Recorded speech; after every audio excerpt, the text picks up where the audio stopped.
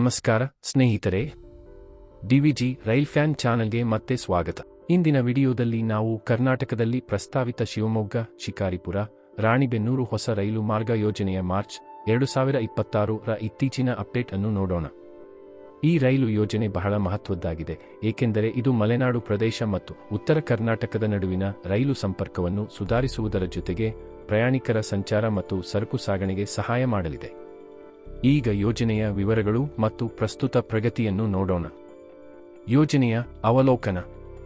ಪ್ರಸ್ತಾವಿತ ರೈಲು ಮಾರ್ಗವು ಶಿವಮೊಗ್ಗ, ಶಿಕಾರಿಪುರ ಮತ್ತು ರಾಣಿಬೆನ್ನೂರು ನಗರಗಳನ್ನು ಸಂಪರ್ಕಿಸಲಿದೆ.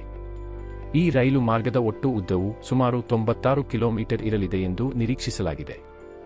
ಯೋಜನೆ ಪೂರ್ಣಗೊಂಡ ನಂತರ ಮಲೆನಾಡು ಪ್ರದೇಶವು ಉತ್ತರ ಕರ್ನಾಟಕದ ಪ್ರಮುಖ ರೈಲು ಜಾಲದೊಂದಿಗೆ ನೇರವಾಗಿ ಸಂಪರ್ಕ ಹೊಂದುತ್ತದೆ. ಈ ಮಾರ್ಗವು ರಾಣಿಬೆನ್ನೂರಿನ ಮೂಲಕ ಹುಬ್ಬಳ್ಳಿ ರೈಲು ವಿಭಾಗದ ಜಾಲದೊಂದಿಗೆ ಸಂಪರ್ಕ ಪಡೆಯಲಿದೆ. ಈ ಯೋಜನೆಯನ್ನು ಕರ್ನಾಟಕ ಸರ್ಕಾರ ಮತ್ತು ಭಾರತೀಯ ರೈಲ್ವೆ ನಡುವೆ 50-50 ವೆಚ್ಚ ಹಂಚಿಕೆ ಮಾದರಿಯಲ್ಲಿ ನಿರ್ಮಿಸಲು ಯೋಜಿಸಲಾಗಿದೆ. ಈ ಯೋಜನೆಯ ಅಂದಾಜು ವೆಚ್ಚ ಸುಮಾರು 1,000 ಕೋಟಿ ಇರಬಹುದು. ಯೋಜನೆಯ ಮಹತ್ವ. ಈ ರೈಲು ಮಾರ್ಗದಿಂದ ಹಲವು ಪ್ರಯೋಜನಗಳಿವೆ. ಮೊದಲನೆಯದಾಗಿ, ಶಿವಮೊಗ್ಗ ಮತ್ತು ಉತ್ತರ ಕರ್ನಾಟಕದ ನಡುವಿನ ಪ್ರಯಾಣದ ದೂರ ಕಡಿಮೆಯಾಗುತ್ತದೆ. ಎರಡನೆಯದಾಗಿ, ಕೈಗಾರಿಕೆಗಳು ಮತ್ತು ರೈತರು ತಮ್ಮ ಸರಕುಗಳನ್ನು ರಾಜ್ಯದ ವಿವಿಧ ಮಾರುಕಟ್ಟೆಗಳಿಗೆ ಸುಲಭವಾಗಿ ಸಾಗಿಸಲು ಸಾಧ್ಯವಾಗುತ್ತದೆ. ಮೂರನೆಯದಾಗಿ, ಶಿಕಾರಿಪುರದಂತಹ ಪಟ್ಟಣಗಳಿಗೆ ನೇರ ರೈಲು ಸಂಪರ್ಕ ಲಭ್ಯವಾಗುತ್ತದೆ, ಏಕೆಂದರೆ ಈಗಾಗಲೇ ಈ ಪ್ರದೇಶಕ್ಕೆ ರೈಲು ಸಂಪರ್ಕ ಇಲ್ಲ. ರೈಲು ಮಾರ್ಗ ಆರಂಭವಾದ ನಂತರ ಸ್ಥಳೀಯ ಕೈಗಾರಿಕೆಗಳಿಗೆ, ದೊಡ್ಡ ನಗರಗಳು ಮತ್ತು ಬಂದರುಗಳಿಗೆ ಸರಕು ಸಾಗಣೆ ಸುಲಭವಾಗಲಿದೆ ಎಂಬ ನಿರೀಕ್ಷೆಯಿದೆ. ಮಾರ್ಗ ಮತ್ತು ಸಾಧ್ಯ ನಿಲ್ದಾಣಗಳು. ಯೋಜನೆಯ ಪ್ರಸ್ತಾವನೆಗಳ ಪ್ರಕಾರ ಈ ರೈಲು ಮಾರ್ಗವು ಹಲವು ಪಟ್ಟಣಗಳು ಮತ್ತು ಗ್ರಾಮಗಳ ಮೂಲಕ ಸಾಗುವ ಸಾಧ್ಯತೆ ಇದೆ. ಮುಖ್ಯವಾಗಿ ಈ ಸ್ಥಳಗಳು ಮಾರ್ಗದಲ್ಲಿ ಇರಬಹುದು: ಶಿವಮೊಗ್ಗ, ಶಿಕಾರಿಪುರ, ರಾಣಿಬೆನ್ನೂರು. ರಾಣಿಬೆನ್ನೂರು ಹುಬ್ಬಳ್ಳಿ, ಬೆಂಗಳೂರು ಪ್ರಮುಖ ರೈಲು ಮಾರ್ಗದ ಒಂದು ಪ್ರಮುಖ ಜಂಕ್ಷನ್ ಆಗಿದ್ದು, ಈ ಯೋಜನೆಯನ್ನು ಪ್ರಾದೇಶಿಕ ಸಂಪರ್ಕದ ದೃಷ್ಟಿಯಿಂದ ಮಹತ್ವದ್ದಾಗಿಸುತ್ತದೆ.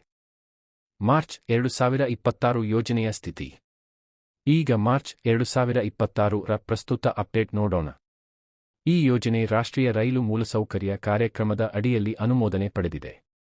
ಆದರೆ ಈಗ ಪ್ರಮುಖ ಸವಾಲು ಭೂಸ್ವಾಧೀನ ಮತ್ತು ವೆಚ್ಚ ಹಂಚಿಕೆ ಸಂಬಂಧಿಸಿದ ವಿಚಾರಗಳಾಗಿದೆ.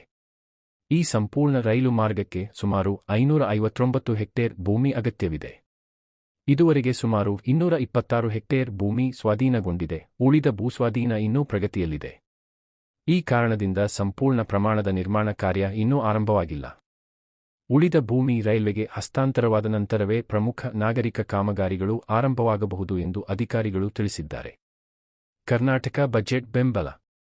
ಕರ್ನಾಟಕ ರಾಜ್ಯ ಸರ್ಕಾರವು ಈ ರೈಲು ಯೋಜನೆಯನ್ನು 2026ರ ರೈಲು ಮೂಲಸೌಕರ್ಯ ಯೋಜನೆಗಳಲ್ಲಿ ಸೇರಿಸಿದೆ. ರಾಜ್ಯ ಬಜೆಟ್ನಲ್ಲಿ ಭಾರತೀಯ ರೈಲ್ವೆಯೊಂದಿಗೆ ಸಹಯೋಗದಲ್ಲಿ ಹಲವು ಹೊಸ ರೈಲು ಮಾರ್ಗಗಳಿಗೆ ಅನುದಾನ ನೀಡಲಾಗಿದೆ. ಅದರಲ್ಲಿ ಶಿವಮೊಗ್ಗ, ಶಿಕಾರಿಪುರ, ರಾಣಿಬೆನ್ನೂರು ರೈಲು ಮಾರ್ಗವೂ ಸೇರಿದೆ. ಇದರಿಂದ ಸರ್ಕಾರ ಈ ಯೋಜನೆಗೆ ಇನ್ನೂ ಬೆಂಬಲ ನೀಡುತ್ತಿರುವುದು ಸ್ಪಷ್ಟವಾಗುತ್ತದೆ. ನಿರೀಕ್ಷಿತ ಕಾಲಾವಧಿ. ಮೂಲಸೌಕರ್ಯ ಯೋಜನೆಗಳ ಪ್ರಕಾರ ಈ ಯೋಜನೆಯನ್ನು 2028ರೊಳಗೆ ಪೂರ್ಣಗೊಳಿಸುವ ಗುರಿ ಹೊಂದಲಾಗಿದೆ. ಉಳಿದ ಭೂಸ್ವಾಧೀನ ಪ್ರಕ್ರಿಯೆ ಶೀಘ್ರ ಪೂರ್ಣಗೊಂಡರೆ ಮುಂದಿನ ವರ್ಷಗಳಲ್ಲಿ ಕಾಮಗಾರಿಗಳು ಆರಂಭವಾಗಬಹುದು. ಮಣ್ಣಿನ ಕಾಮಗಾರಿಗಳು. ಸೇತುವೆ ನಿರ್ಮಾಣ. ರೈಲು ಹಳಿ ಅಳವಡಿಕೆ. ಪ್ರಾದೇಶಿಕ ಪರಿಣಾಮ. ಈ ರೈಲು ಮಾರ್ಗ ಪೂರ್ಣಗೊಂಡ ನಂತರ ಜಿಲ್ಲೆಗಳಿಗೆ ದೊಡ್ಡ ಪ್ರಯೋಜನವಾಗಲಿದೆ. ಶಿವಮೊಗ್ಗ, ಹಾವೇರಿ, ಉತ್ತರ ಕರ್ನಾಟಕದ ಕೆಲವು ಭಾಗಗಳು. ಇದು ರಸ್ತೆ ಸಂಚಾರದ ಒತ್ತಡವನ್ನು ಕಡಿಮೆ ಮಾಡುವುದರ ಜೊತೆಗೆ ಪ್ರಯಾಣಿಕರು ಮತ್ತು ಸರಕು ಸಾಗಣೆಗೆ ಉತ್ತಮ ಸಂಪರ್ಕ ಒದಗಿಸುತ್ತದೆ. ಈ ಯೋಜನೆ ಮಲೆನಾಡು ಪ್ರದೇಶದಲ್ಲಿ ಆರ್ಥಿಕ ಅಭಿವೃದ್ಧಿ ಮತ್ತು ಪ್ರವಾಸೋದ್ಯಮವನ್ನು ಉತ್ತೇಜಿಸುವ ಸಾಧ್ಯತೆಯೂ ಇದೆ. ಸಮಾಪ್ತಿ. ಹೀಗಾಗಿ ಇದು ಶಿವಮೊಗ್ಗ, ಶಿಕಾರಿಪುರ, ರಾಣಿಬೆನ್ನೂರು ಹೊಸ ರೈಲು ಮಾರ್ಗ ಯೋಜನೆಯ ಮಾರ್ಚ್ 2026ರ ಇತ್ತೀಚಿನ ಮಾಹಿತಿ. ಪ್ರಸ್ತುತ ಯೋಜನೆ ಸಂಪೂರ್ಣ ಭೂಸ್ವಾಧೀನ ಮತ್ತು ಅನುದಾನ ಅನುಮೋದನೆಗಾಗಿ ಕಾಯುತ್ತಿದೆ. ಆದರೆ ಇದು ಕರ್ನಾಟಕದ ಪ್ರಮುಖ ರೈಲು ಯೋಜನೆಗಳಲ್ಲಿ ಒಂದಾಗಿದೆ.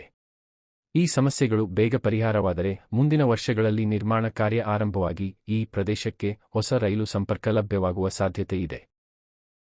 ಈ ವಿಡಿಯೋ ನಿಮಗೆ ಇಷ್ಟವಾದರೆ ಲೈಕ್ ಮಾಡಿ, ಶೇರ್ ಮಾಡಿ ಮತ್ತು ಡಿವಿಜಿ ರೈಲ್ ಫ್ಯಾನ್ಗೆ ಸಬ್ಸ್ಕ್ರೈಬ್ ಮಾಡಿ.